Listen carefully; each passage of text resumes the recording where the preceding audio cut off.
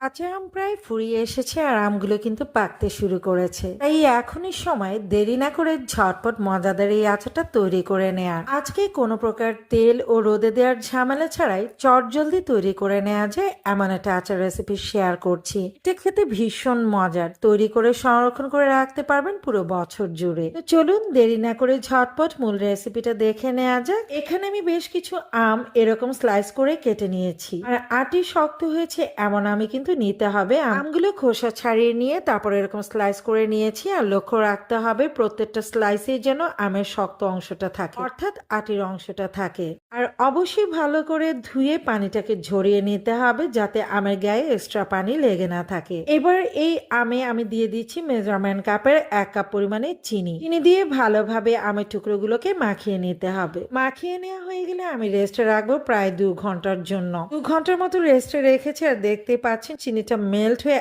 একদম পানিতে পরিণত হয়ে গেছে। যদি আপনারা একটু লং টাইম রাখতে পারেন তাহলে রেজাল্টটা বেশ ভালো পাবেন। এবার পাত্রে আমি আমের টুকরোগুলোকে ঢেলে দিচ্ছি আর চুলাটাকে ধরিয়ে দিচ্ছি। সামান্য পরিমাণে জর্দা রং ব্যবহার করছি যাতে করে আমের আচারের কালারটা ভালো লাগে দেখতে। আপনারা না চাইলে স্কিপ করে যেতে পারেন। সামান্য পরিমাণে বিট লবণ ব্যবহার করছি, আর দিয়ে দিচ্ছি ভাজা শুকনো মরিচ গুঁড়ো। ভালো করে একটু মিক্স করে নিতে হবে। মিক্স করে নিয়ে এটাকে জাল করে নিতে হবে। আচার তৈরিতে যে যে উপকরণ ব্যবহার করছি তার সবগুলো কিন্তু যার যার নিজস্ব টেস্ট অনুযায়ী বাড়িয়ে বা কমিয়ে নেওয়া যাবে। চিনি থেকে যে পানি উঠেছে তাতে কিন্তু আমের টুকরোগুলো সেদ্ধ হয়ে যাবে। কোনো প্রকার এক্সট্রা পানি কোনোভাবে কিন্তু ব্যবহার করা যাবে না। আমের টুকরোগুলো প্রায় সেদ্ধ হয়ে এসেছে, অর্থাৎ ভেতর থেকে অনেকটা নরম হয়ে এসেছে। এই পর্যায়ে আমি দিয়ে দিচ্ছি 1/4 কাপ পরিমাণে ভিনেগার, আর দিয়ে দিচ্ছি হাফ চা চামচ পরিমাণে 5 ফোড়ন। ভালোভাবে আবারও মিক্স করে নিয়ে একটু জাল করে নিব।